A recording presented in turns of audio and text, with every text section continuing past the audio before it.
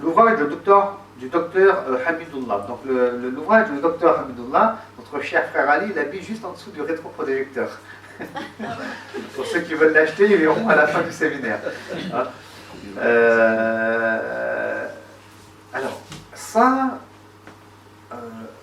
à l'heure d'aujourd'hui, je pense que si je devais dire en Occident, en France, est-ce qu'il y a eu un savant dans la Sira? Oui, je dirais Hamidullah. Voilà. C'est le seul nom que je dirais. Le docteur Hamidullah, rahimahullah, quelqu'un que j'ai pas eu l'occasion de connaître, peut-être que certains l'ont connu, hein, c'est possible, qui était un savant qui vivait en France, à Paris, qui a étudié, je crois, à la Sorbonne, etc. Et c'est le premier musulman à traduire le Coran en français, donc on lui doit tout notre respect quand même. Hein. C'est le premier musulman, parce qu'il y a eu des non-musulmans qui l'ont traduit déjà avant lui, à traduire le Coran en langue française.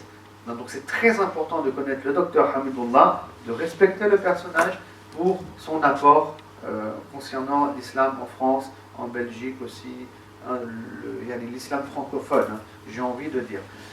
Bon, maintenant, ce n'est pas un livre que je vous conseille d'acheter forcément tout de suite. Pourquoi? Parce que c'est très technique, c'est très universitaire, c'est un homme d'université.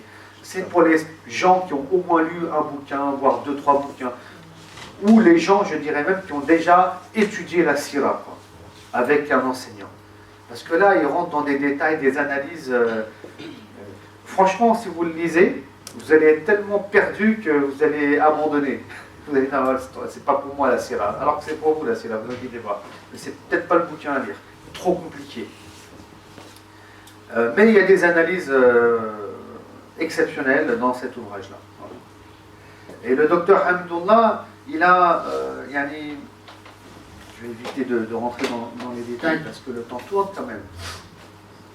Le docteur Hamidullah, il a fait un gros travail sur les missives qui vont être envoyées après le traité de Hudaybiyah aux puissances étrangères. Parce que pour la première fois, il va s'adresser au roi de Byzance, à Khosroès, chez les Perses, etc.